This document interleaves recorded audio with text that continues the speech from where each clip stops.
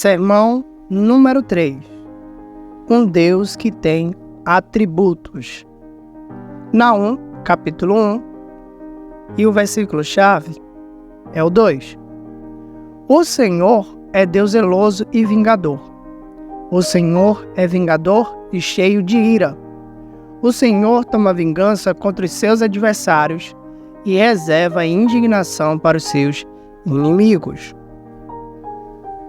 Podemos dizer que o livro de Naum, não sabemos a respeito de quem teria sido Naum, apesar de seu nome significar consolação. Há uma exceção que podemos falar, é que ele se originava de El, sendo um dos nomes mais prováveis para Cafarnaum. Já o tema central deste livro é Nínive, que será destruída, e a partir do capítulo 1 e o verso 15 ao 3, versículo 19, vai descrever esse acontecimento que ocorreu aí em 612 a.C. Algumas fontes vão dizer outras datas. É aproximadamente. Infelizmente, o povo que teria sido convertido pela pregação de Jonas não repassa o conhecimento do Deus verdadeiro às futuras gerações. Veja que quando eu falo que infelizmente o povo que teria sido convertido pela pregação de Jonas, não é o fato de Jonas ter pregado a Nínive, mas sim o fato de Jonas ter pregado e eles ter se arrependido, voltado-se a Deus, porém, com o tempo, eles deixam Deus de lado novamente e voltam às mesmas práticas. A infelicidade foi a volta às práticas pecaminosas, onde o próprio Deus, ele se irou e exterminou. A terra se levanta na sua presença, o mundo e todos os que nele habitam. Para entrarmos nesse assunto, é sempre bom lembrar que tudo que vamos falar, em nossa mera compreensão de quem é Deus e como ele demonstra esses atributos, são coisas pequenas ainda para o nosso entendimento. Poderíamos citar os atributos incomunicáveis, que são aqueles que Deus não nos mostra, mas faz parte dele. Isso sabemos como onisciência, onipresença e onipotência. E também aqueles que são comunicáveis, ou seja, que Deus ele deseja revelar aos homens. E aqui vamos tratar tanto desse assunto, tanto dos comunicáveis como os incomunicáveis, nessa temática desse sermão, que é um Deus que tem atributos. E primeiro, para entrarmos, o que seria atributos? São particularidades, qualidades, características de que são próprias de alguém ou então algo. E quais são as características ou particularidades que não vai mostrar ao povo de Nínive? Veja que estamos falando de Naum. Naum, capítulo 1. Então, quais são essas particularidades? Quais são essas características? Então, a primeira característica que nós vemos ao ler é que Deus é onisciente. O saber de Deus vai muito além da nossa compreensão. Ou seja, ele sabe todas as coisas, tem todo o conhecimento e conhece tudo. Ele, na verdade, é o próprio saber e nos faz saber que somos limitados em conhecimento. Mas nos deu o prazer de conhecê-lo e de se revelar a nós em nossa humilde intelectualidade.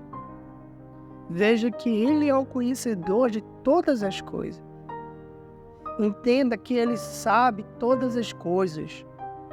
E o saber, que é o intelecto de Deus, é diferente do nosso. Muito diferente, muito além do que nossa compreensão humana pode entender. Porque nós somos seres limitados. E é isso que não vai mostrar também a Nínive, a onisciência de Deus. Deus, ele sabia que aquele povo estava cometendo algo que não era agradável aos seus olhos, que eles tinham voltado à podridão a qual eles tinham saído. E na primeira vez, Deus ele perdoou. Mas na segunda, meu filho, foi avassaladora a sua ruína. E é por isso que nós vemos aqui também uma segunda característica, aonde nós podemos perceber que Deus é justo. São uma das quais Deus ele revela ao ser humano a sua justiça.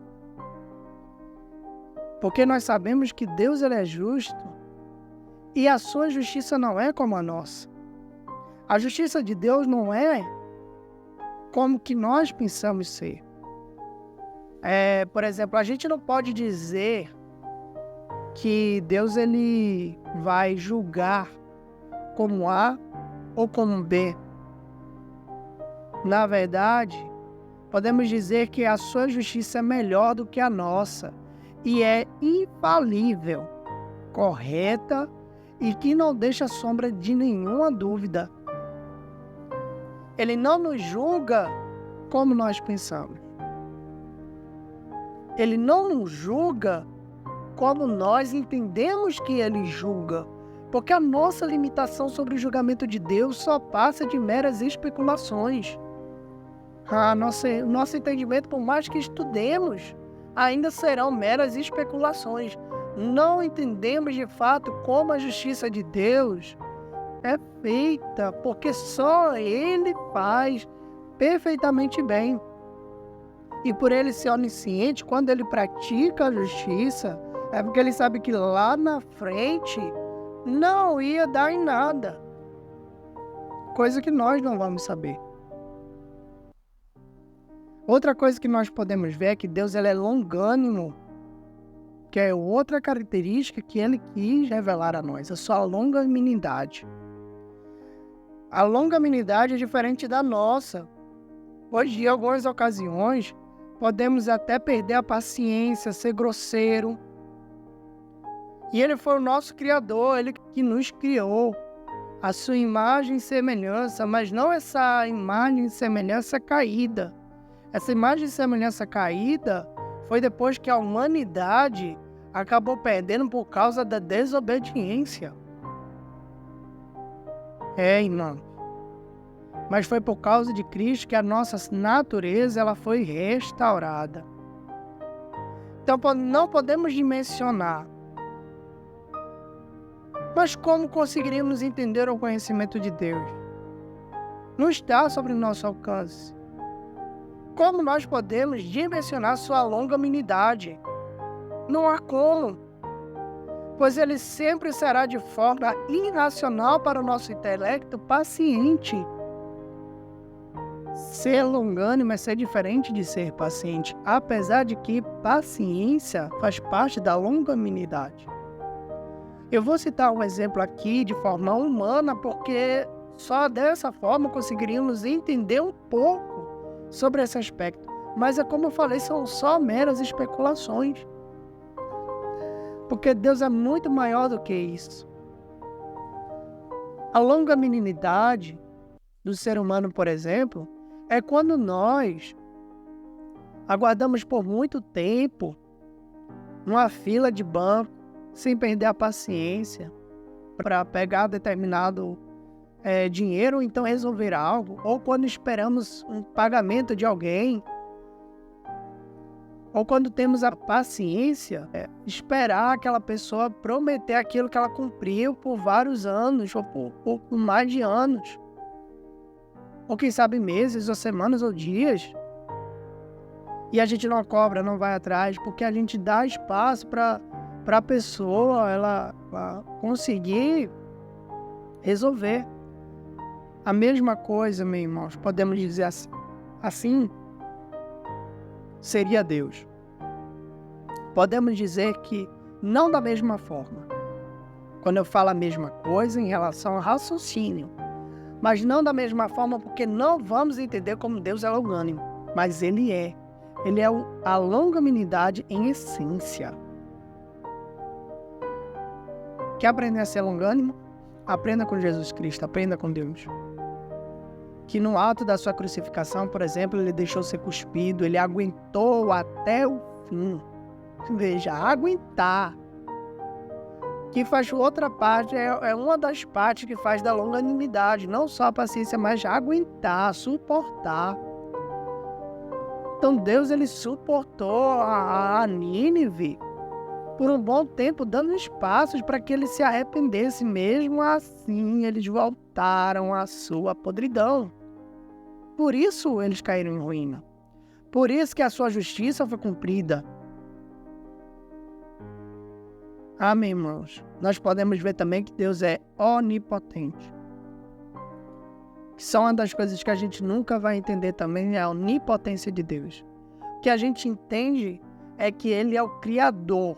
Por ser Criador, Ele pode todas as coisas. Vou citar aqui um exemplo, lembrando mais uma vez, meramente de forma humana. Mas se você não cria uma máquina, você não pode fazer o que você quiser com aquela máquina. Você pode mudar, desmudar, alterar, acrescentar a peça, tirar a peça. E ninguém vai dizer o que você tem que fazer com aquela máquina não, porque ela é sua, foi você que criou. Foi você que fez. Ah não, mas não faça isso. Não tem quem diga. Mas pode ser que alguém dê uma opinião e você aceite ou fale, mas isso daí já é uma escolha sua. Mas no caso de Deus é totalmente diferente. Deus não precisa de opinião. Deus, ele é o Criador. Se ele já é onisciente, se ele já sabe tudo, ele tem todo o saber, para que ele vai querer um conselho? Quem pode aconselhar a Deus? Ninguém. Ele é o Criador, ele é o dono de toda a criação. Foi por ele e nele todas as coisas foram criadas. Então, na nossa mera compreensão, não podemos medir, não há como medir. Ele nos fez até criaturas em forma e semelhança, como eu falei anteriormente, mas por causa do pecado, nós caímos na nossa natureza. Mas ele, com a sua onisciência, com a sua onipotência, nos manda Jesus Cristo. E nós podemos ver também que Deus, ele é bom. Não conseguimos entender a bondade de Deus, pois essa também foge da nossa compreensão. E por mais que tentemos explicar, estudar, definir, não vamos conseguir. Deus, ele é tão misericordioso e bondoso que ele nos dá uma oportunidade todos os dias. E embora que não mereçamos. E outra, essa oportunidade da salvação não era nem para nós gentios. Porque quando Cristo ele não veio para nós, ele veio para os seus. Mas por causa que os seus não receberam, lembro-me daquela parábola onde Cristo ele vai citar sobre um grande banquete, um rei, convida os seus convidados, os seus súditos por perto, pessoas que fazem parte do reino, mas elas não quiseram, deram desculpas. E aí o rei ele manda ir afora buscar coxo, aleijado, quem quisesse participar da festa. Ou seja, o primeiro convite foi rejeitado, mas o segundo convite foi abraçado. Ah, meu Deus, que alegria temos nós de aceitarmos esse tão grande convite, desta tão maravilhosa salvação, onde nós, como seres humanos, como gentios, pecadores, não seríamos merecedores por Deus ter escolhido um povo. Agora Deus escolheu outro povo no meio de um povo, a qual não lhe aceitou. E esse povo é a igreja, a noiva de Cristo. É o corpo de Cristo, onde eu e você pode fazer parte, meu amigo. Por isso que Deus ele é bom. Ele é maravilhoso. Mas nunca vamos compreender o quanto ele é bom. Porque na nossa justiça, na nossa concepção, as pessoas más não merecem bondade. Mas na de Deus, Deus é tão bom que essas pessoas más merecem a bondade. Não vamos entender. Isso não quer dizer que Deus não castigue. Deus ele castiga. Deus ele pune. Talvez na nossa visão, no nosso pensamento, não está acontecendo nada. Mas Deus ele está agindo na justiça e com justiça. E olha que a justiça dele, como nós já falamos, não é como A e como B. É insondável, é perfeita e é infalível. Coisa que a nossa, infelizmente, é falível. E Deus é santo. Irmãos, nós podemos ver isso quando Naum, ele fala essa pecaminosidade de Nínive e leva a esse extermínio. Nós podemos ver que nosso Deus é santo. Nele não há nenhum erro, não há nenhum pecado, nenhuma falha. Ele é santo em toda a sua essência e não aceita alguém em sua presença sem ao menos estar santo. Deus ele é separado de toda a humanidade. O pecado nos faz ser separados de Deus. Mas foi seu Filho Jesus Cristo que nos fez ser participantes novamente dessa comunhão que foi perdida no começo da humanidade. Lembra? Por um homem entrou o pecado, mas por outro entrou a salvação. Por um entrou a morte, mas o outro entrou a vida. Esse que entrou a vida e a salvação foi Cristo. O próprio Deus decide nos tornar santos por meio de Jesus para podermos novamente estar com Ele. Sabe qual é o objetivo de Deus? Sabe qual é o objetivo de Deus para nós? Eu vou te dizer bem claro. O objetivo de Deus para nós, seres humanos, é voltar à comunhão para com Ele. É diferente de só querer salvá-lo. Qual é o Criador que quer perder a sua criação, a sua criatura, aquilo que Ele fez, que Ele se agradou? Você não queria pegar uma máquina sua, algo que você tenha criado, algo que você conquistou com o maior suor, ver alguém esculhambar ou jogar fora. Imagine Deus. Ele não quer te perder, Ele não quer te destruir. Você não entende isso. Será que é difícil você entender que Deus ele não quer te destruir, Ele não quer te abandonar, Ele quer ter comunhão com você? Por isso que Ele deu seu Filho. Porque o objetivo final de toda a história é voltar à comunhão para com o homem que Ele criou e se agradou. E se agradou. É por isso, meu amigo, meu amado, irmão que está me escutando, meu amigo gentil, como eu, que outrora desgarrafa sem salvação, mas obteve a salvação em Cristo, veja, entenda que Deus ele é separado e Ele requer isso de nós, que nós nos separemos para Ele, em comunhão com Ele. O que podemos concluir é que da mesma forma que não nos mostra os atributos de Deus, falando ao povo de Nínive, para verem quem os traria a punição e por que eles levariam essa punição, que nós possamos no Senhor ter temor, que nós possamos entender sua mensagem, tirar de nossos corações toda dúvida e ouvir a sua voz, porque Ele é um Deus soberano e faz conhecer os seus atributos. E nos faz conhecer os seus atributos.